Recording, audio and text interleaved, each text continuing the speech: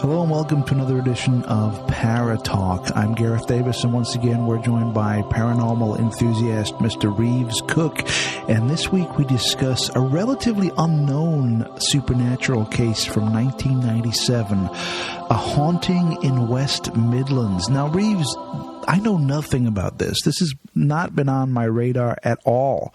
So this could turn out to be a pretty good show. Tell us a little bit about this. How did you find this case?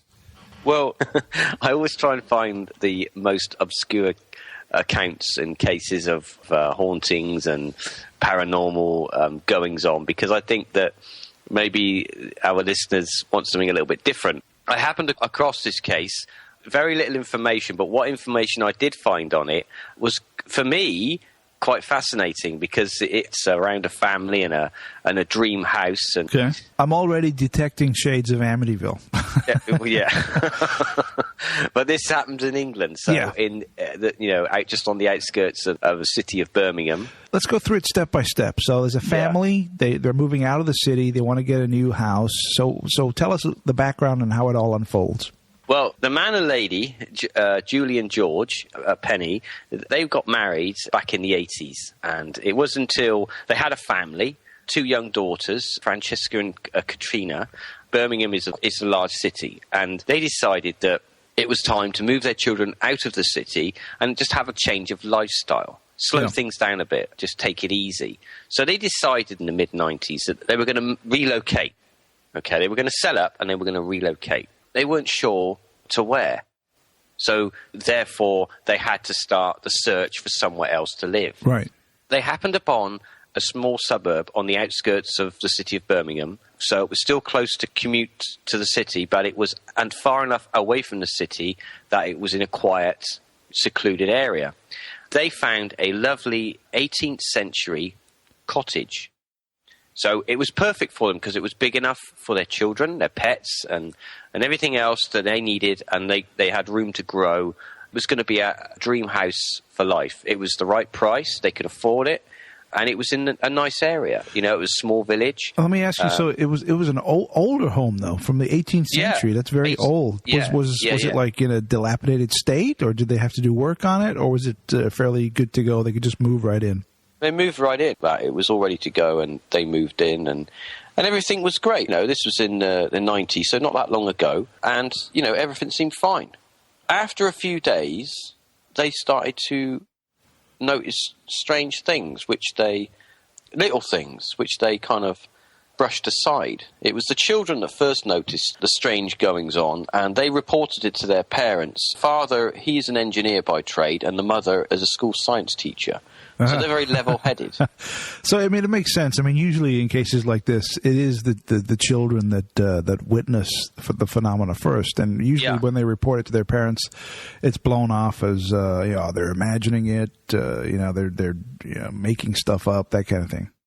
Taking into account that they're new in the area, it takes a little while for the neighbours to introduce themselves. So they're the new people in town. The oldest daughter, one afternoon, reports that she was pushed on the stairs, coming down the stairs, that someone had pushed by her. She thought it was her younger sister, who was considerably shorter than she was, and she'd run past. But then on reflection, her younger sister was in the garden playing with the mother, and logically, that's not possible. Right. So what was it that brushed past her on the stairs that kind of barged her out of the way? She went and told her mother. Her mother said, don't be so silly.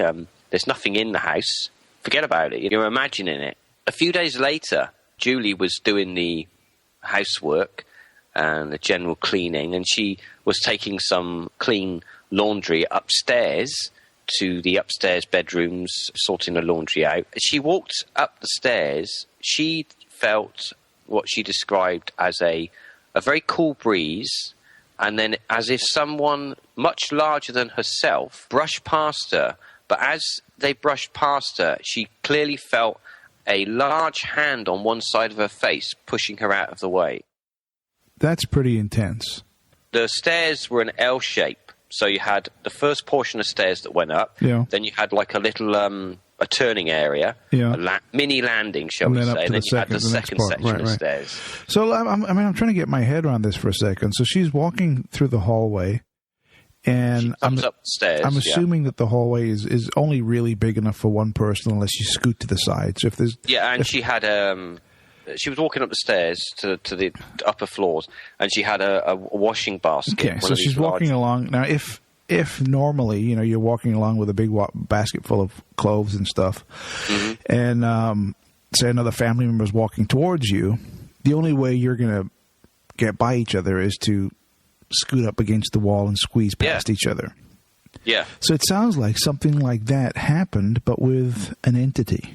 She didn't know what it was. She put it down to being quite logically minded. She put it down to just her imagination, her slipping on the stairs, thinking it was something in her mind that maybe caused her to think back to her daughter saying, somebody pushed by me on the stairs. And she experienced a similar thing, although she did experience cold draft before the experience. She said it felt very cold, and as the whatever it was moved by, there was a cold draft with it as well, like a chill that only lasted a few seconds. She said that it felt like a male figure, a very big figure, much bigger than she was, and very powerful, because she said she felt a hand on her face. Like pushed out of the way like nothing. Yeah, get out of the way, I'm coming down the stairs whether you like it or not. And it caused her to fall over and trip on the stairs and fall over and drop the washing. Yeah. That's why she thought to herself, well, maybe I tripped and I imagined it. Maybe I tripped on the stairs, I was daydreaming. Even though her daughter had experienced something, it still didn't kind of worry her that is there something weird going on. So she didn't put two and two together yet. To her, they were just two separate incidents. They weren't connected, not really a big deal. Yeah, she decided to have a chat with her husband about it. Okay. But up to this point, she hadn't mentioned the event with her daughter to the husband, and she hadn't mentioned the experience that she'd had, the personal experience on the stairs, to her husband. She didn't want to cause any drama. Right. She decided that she would confront her husband and say, look, I had this experience, something strange. And she also told about the oldest child had an experience.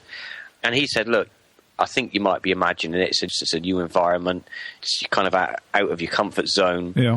And he kind of didn't really believe what she was saying from her account. She got the feeling that he wanted to believe, but thought it was more to do with the stress of moving to a new home and that things would change a little bit later down the road. Right. Now, that wasn't the end of her personal experience within a short period of time. A few days later, she was in bed. Her husband was asleep. He worked very early in the morning. He had to get up, so he had to go to bed early. And she was in bed. She had the nightlight on in the room. At the front of their bedroom was a window, which obviously looked out of the property. And she was kind of drifting in and out of sleep. And she woke up. She looked up at the end of the bed, and she could see a tall, dark-haired figure at the end of the bed. She immediately thought it was George, her husband. She was started to have a conversation with him, saying, what are you doing up out of bed? You've got to be at work soon, looking out the window. What's the problem? She described it as a silhouette, but also it had male features, very heavy set. She thought it was her husband. It wasn't fully lit out. So it was basically like a dark shape, a silhouette of a man standing by the window. And then when she was having the conversation, apparently the thing that made her stop and think, hang on a minute, is she didn't think to look next to her to see her husband sleeping. But what made her think, apparently, was that she noticed the chap's clothes were kind of not fitting for the time period that they were living in. He was wearing like an all-in-one pullover kind of smock thing with a lace up front. She looked at him, he looked quite unwashed, unkempt, like longish, scraggly hair pulled back, and he didn't look very happy. Just a thought just popped into my head, Reeves. That scenario that you just described, I don't think we're fully comprehending how absolutely terrifying that would be. If you're talking to somebody, thinking it's a certain person who's in the house, and there's no one else that could be in the house, and then you realize that the person you're talking to is not the person who you suspect, but a stranger. Yeah, that's a truly terrifying moment. Well, that's the thing. As she was having the conversation and she was looking at the individual, obviously your eyes, you slowly adjust. she realises the period of clothes that the person's wearing are not what her husband wears to bed. And then she sort of thinks, hang on a minute. And she looks to her side, apparently, and her husband's sound asleep. She starts to freak out, wakes her husband. He wakes up, and as he looks, he turns the light on. There's no one in the room. And she's trying to explain to her husband, look, there was a man at the bottom of the bed. I saw a man. He was just looking at us. Yeah. I thought it was you. And he's like, well, there's no one there. I don't see anyone. And at that moment, she's trying to explain, the two children come into the room complaining that they've just witnessed a man walk through their bedroom. That's amazing. There we have a strange connection there with the children seeing something. They said he was a tall, angry-looking man. That's incredible. So, that was the first inkling that the father had, that something between the mother and the daughters was they were seeing something that he wasn't privy to, right? Or he wasn't aware of.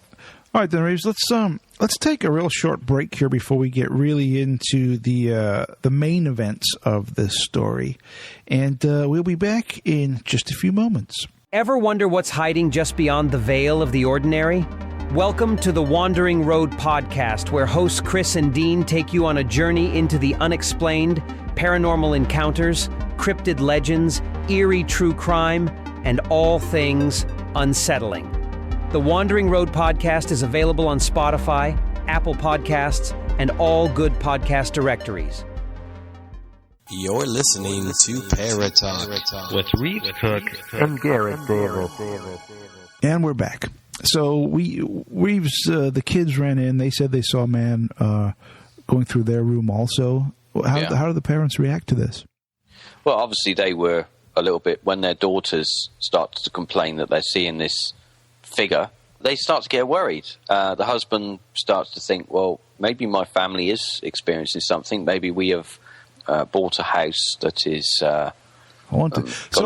So at this point, the husband, the father, has experienced nothing. No, he hasn't experienced anything. Yeah. He is only being told by his family right. of what's going on. And obviously being quite a skeptical person and this is my house, no one's going to drive me out of it. Sure.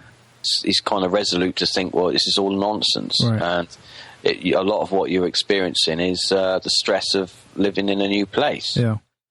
Over the next few months, you see, after this experience in the bedroom, they start to get the classic poltergeist experiences where they have rappings, tappings, footsteps, voices, foul smells, items being moved around, items sounding like they're being moved but aren't being moved, which is interesting in itself. That is. So because we have a lot of cases where items sound like they've been moved around and they haven't been moved. Well, you get a lot of cases like that where you could be sitting downstairs and hear, like the bed upstairs moving around like crazy, and then you run upstairs, you open the bedroom door, and nothing has been moved. Yeah. The mother, she decides that it's getting too stressful, and that a couple of nights a week, because the children, she's worried that it's going to affect them in the long term, that she decides that she's going to take them to their mothers, who isn't that far away. Okay. Now, the husband at the time, who hasn't actually physically witnessed anything, right, decides, no, I'm staying here. I've got to get up for a job, it's my house. From his point of view, everything is hearsay, right? It's like, his kids and his wife are telling him something, but he's experienced nothing. And usually, if he is very scientifically minded, it's like, you're not going to believe it until you witness or experience it. Well, in his own words, he says that, if you can't touch it, feel it, or see it, it doesn't exist. Yeah. So, that's his mindset. He's kind of, it's not there. If I can't see it, it doesn't exist. Exactly, yeah. So he decides he's having a beer one evening and reading a book and just chilling out, not really doing anything. Relaxing. The mother and the two girls have taken them to their mothers for the night. From what I recall, maybe it's sort of 9 o'clock at night, something like that. So it's not late, but it's not early. Allegedly, there's no one in the house apart from him. All the doors and windows are closed. There's no open areas. Everything's closed up. And then all of a sudden, there's this horrendous thump on the front door. He recalls it being so loud that he felt the house shake. Now, was this noise, could he tell whether or not the noise was from inside the house or outside? He said it came from outside the house, as if someone was stood outside and banging the door. They basically hit a giant mallet on the thick oak door, being an old cottage, you know. Right. And it scared him. He dropped his book, and it's like, wow, that scared me. So he jumped up, ran to the front door, opened the front door, expecting to see someone in some sort of state of panic or something like that. But there was no one there. It was totally quiet outside. He said that it was so loud that he couldn't understand why some of the neighbours wouldn't have heard it. Because to him inside the house, it just vibrated the whole house. But when he went outside, it was just totally quiet. Nothing. Nobody around. And obviously the cottage is set in its own grounds. In its own space. Drive-up driveway. Right. But he thought that the sound was so powerful and so loud that it would have been heard in the general neighborhood. Yeah, such a loud noise on a door would have echoed around. Right. At least someone would have looked out their window to think, "What the hell was that?" But there was nothing. Nobody heard. But there was nothing. Did he ask any of the neighbors, maybe the next day or something? Hey, did you guys hear anything last night? No, not to my research. But the neighbors do get involved. Okay, the neighbors do come forward at a slightly later time. Okay. When the wife returns, he admits that not only did that happen, but he also experienced other phenomenon that evening, where some of the pictures that were hung in the hallway seemed to be flipped off of the wall. He said they weren't like yanked off of the wall, because the tiny little frail hanging tags that you get on the back were all in perfect condition. It was as if somebody had flipped them off of their hangers onto the floor. So, and the actual hanging pegs were still in the wall. So they weren't yanked off the wall. I'm not comprehending. So they had paintings or photographs on the wall? Pictures hung on the wall. The pictures were on the ground. They'd been knocked off the wall, right? After he had the experience with the door, a short time later that night, some of the pictures in the hallway he heard them like crash onto the floor, and he said it was as if somebody had gone up to the pictures and just flipped them off the wall. Not pulled them, but flipped them, because the actual hanging units on the still back there. It wasn't like ripped out of the wall. The nail or the spike or whatever was still there. Yeah, that was all still there. Gotcha. But it was as if somebody had just gone and flipped them off. So, and we hear that in poltergeist cases as well, where objects are yanked, but as if somebody's some intellect has gone, we'll just, I'll just flip this off. So then he starts to scratch his head and think, okay, maybe my wife and my children aren't all crazy and they're not, bonkers or whatever. Right. He has a conversation with his wife the next day, and his wife said she wants to look into the history of the building. She ventures to a local library and looks into the history of the area and the cottage and it's in the surrounding area. Now, the cottage, apparently, she digs up that there's a local pub in the area called the Welsh Hart. There is allegedly there are tunnels that went from the pub to the cottage. Like little escape tunnels for smugglers. Well, we've talked about this before in previous episodes, like what they call the priest holes, where where they could smuggle people out from one building or from one location to another.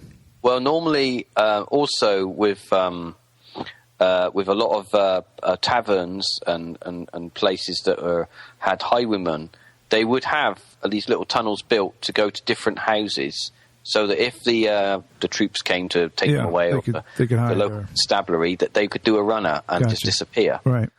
And obviously, more than one tunnel means they don't know where they're going to come out from. Apparently, this house is connected to the pub. I don't know if the pub's there anymore, or there's not a pub. I'm not sure. But at the time it was, right, when this was taking place? In the 18th century it was, yeah. But what about when earlier, actually. Earlier than the 18th century. What about in 97 when these events were taking place? No? No, I don't think it, because there's not much research done into the tunnels. Okay. I think it's just basically documented in library archives. All right. But what's interesting is that there's a tree nearby. I'm only just repeating what it was called. They called it the hanging tree. Okay. And it was a tree, like a lot of trees back then, they'd have in villages, where if they caught a highwayman, Yeah. they would just basically, they would string them up and hang them from a local tree. And the area had a lot of stories of murder. It wasn't, apparently back then, it was quite a rough place as well, that area, to live in. A lot of thieves, a lot of robbery, a lot of theft, a lot of violence, and the cottage itself is built in that kind of vicinity, that kind of bubble where all this went on. So we are moving into you could say, well, it's not the actual cottage that is haunted, but it's the surrounding area that's haunted, and the cottage just happens to be built on it. Who knows? Yeah. I mean, it's just a possibility. So now, let me ask you a little bit about the tunnel that they discovered. Did they ever excavate and go there or anything like no, that? apparently the tunnel went from the pub all the way under the ground to the, I think it was the drawing room of the cottage, and there was a trap door that opened up. And that was where the people would come and they would get out of the cottage, open the trap door, and off they went. But did they ever go down there? Did they find the door? Not from my research that there's anything to do. I would have thought, and like a lot of these places that aren't listed buildings, that are still family homes, that those kind of places have been filled in long ago. Right. With concrete, and because they're foundation-wise, they're be unsafe, and it can weaken the structure of a building. Okay, so where do we go next? What happens next? They've discovered all this knowledge. The neighbours get involved. Okay, they notice one of the neighbours noticed that they're having a bit of distress and things aren't going like happy families should.